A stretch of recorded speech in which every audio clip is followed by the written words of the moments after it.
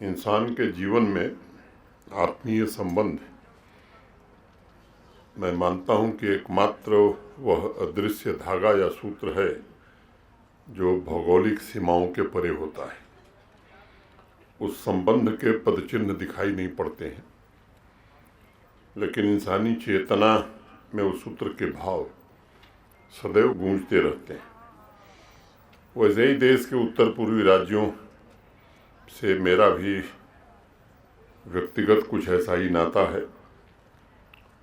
भारत के शक्तिपीठ और आध्यात्मिक ऊर्जा क्षेत्र के रूप में प्रसिद्ध उत्तर पूर्वी राज्यों की आस्था की डोर आप दुनिया के किसी कोने में बैठकर महसूस कर सकते हैं।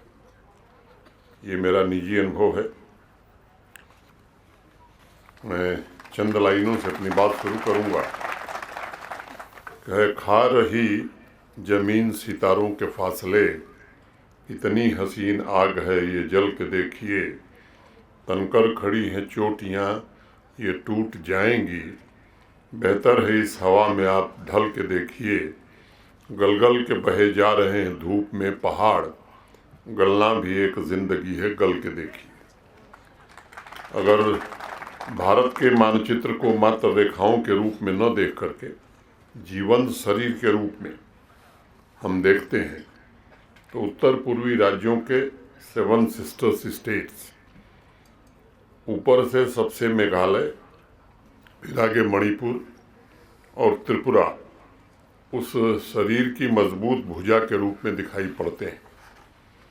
हालांकि तीनों राज्यों की भाषा, खान पान, साहित्य और संस्कृति में बहुत सी विविधता है, लेकिन उसके साथ कमाल की सांस्कृतिक एकता भी है और लोक नृत्यों में एक तरह का आंतरिक जुड़ाव भी है। यही एकता है जो भारत की असली ताकत है, भारत की असली ऊर्जा है।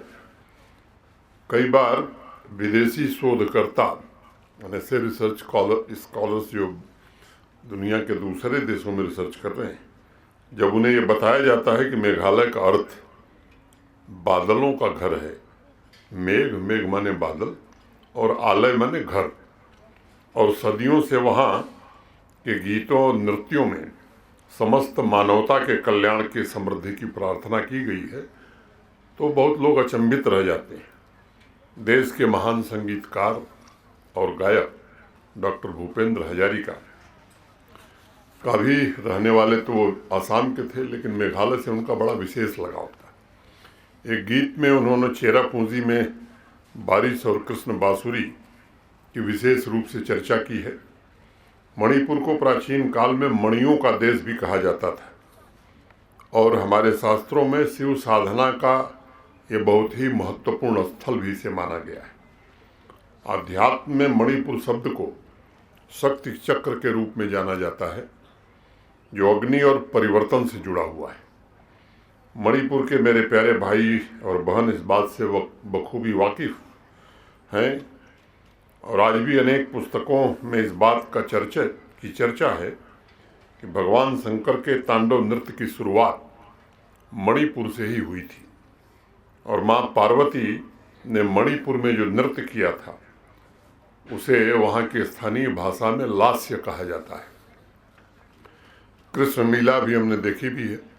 मणिपुर के नृत्यों का ये प्रमुख आधार रहा है।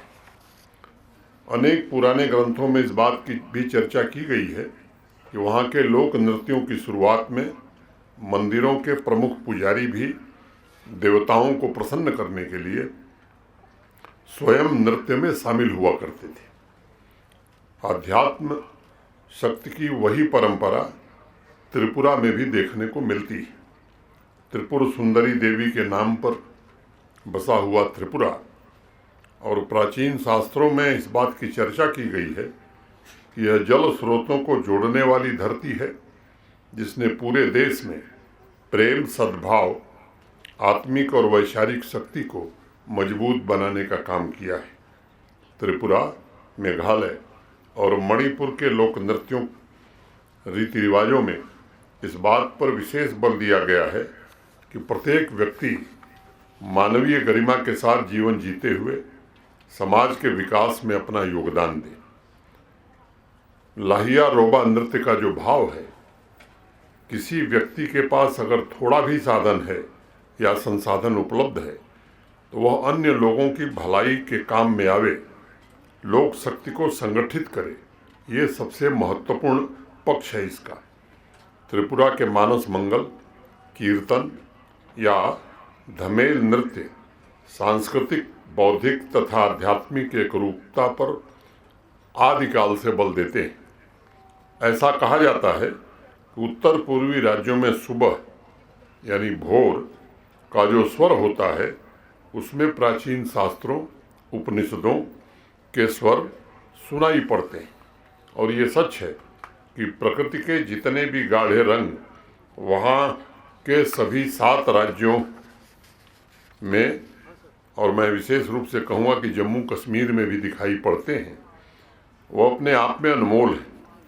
पिछले 1 दशक से उत्तर पूर्व के सभी राज्य राष्ट्र की मुख्य धारा में शामिल हुए हैं। त्रिपुरा, मेघालय, मणिपुर ने आर्थिक तरक्की के नए कीर्तिमान भी स्थापित किए हैं।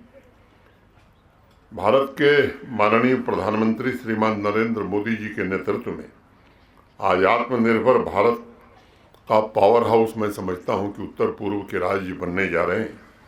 पिछले 9-10 वर्षों में उत्तर पूर्वी राज्यों में 7 नए एयरपोर्ट बन सके हैं। अगर हम तुलना करते हैं, 47 में हम आज़ाद हुए थे और 2014 तक, तो 70 वर्ष में 9 एयरपोर्ट और 9 साल में 7 एयरपोर्ट। ऐसे ही अगर मैं रेल कनेक्टिविटी को देखता हूँ तो आज उत्तर पूर्व के एक को छोड़कर के सभी राज्यों की राजधानियाँ रेल कनेक्टिविटी से जोड़ दी गई हैं। इससे सभी उत्तर पूर्वी राज्य देश के अन्य हिस्सों के करीब आए हैं, पर्यटन बढ़ा है और एक भारत श्रेष्ठ भारत की भावना से देश के अन्य भागों से सांस्कृतिक आदान प्रदान भी बढ़ गया है।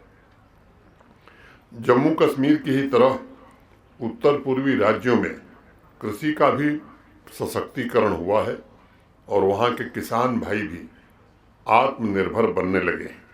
मुझे लगता है कि पूरी दुनिया के लिए उत्तर पूर्वी राज्य ऑर्गेनिक खेती के मॉडल सेंटर के रूप में उभर रहे हैं। अत्यंत ही व्यवहारिक और वैज्ञानिक तरीके से आज 1.5 लाख हेक्टेयर जमीन को ऑर्गेनिक खेती के अनुरूप वहाँ बनाया गया है और देश के अन्य हिस्सों से कृषि वैज्ञानिक भी अपने अनुभवों से उनको सिखा रहे हैं और उनके अनुभवों से सीख करके ऑर्गेनिक खेती देश के बाकी हिस्सों में कैसे हो इसका प्रचार प्रसार भी कर रहे हैं। त्रिपुरा की एक कहावत है, आशादा ताई फाइलेंची, आशा का कोई अंत नहीं होता है। मुझे विश्वास है कि आने वाले भविष्य में नई आशा एवं संकल्प के साथ त्रिपुरा, मेघालय और मणिपुर के सभी नागरिक अपनी पूरी क्षमता से राष्ट्र की एकता, अखंडता और पुनर्निर्माण के लिए कार्य करते रहेंगे। और मुझे लगता है कि जो स्वप्न आज देश देख रहा है कि 2047 तक विकसित भारत हम सबको मिलकर बनाना है, उसमें इन राज्यों का भी योगदान बढ़ चढ़ करके होगा। मैं फिर से एक बार यहाँ के निवासियों को हृदय से बधाई देता हूँ उनके स्थापना दिवस की और गणतंत्र दिवस की अग्रिम शुभकामना आपको देते हुए अपनी बात यहीं पूरी करता हूँ। CRPF, BSF, Jammu university, IIT Jammu, IIM Jammu, SKUAST Jammu और SMVDU कटरा से जो लोग भी आए हैं उनका एक बार फिर से मैं राजभवन में स्वागत करता हूं। धन्यवाद। जय हिंद, जय भारत।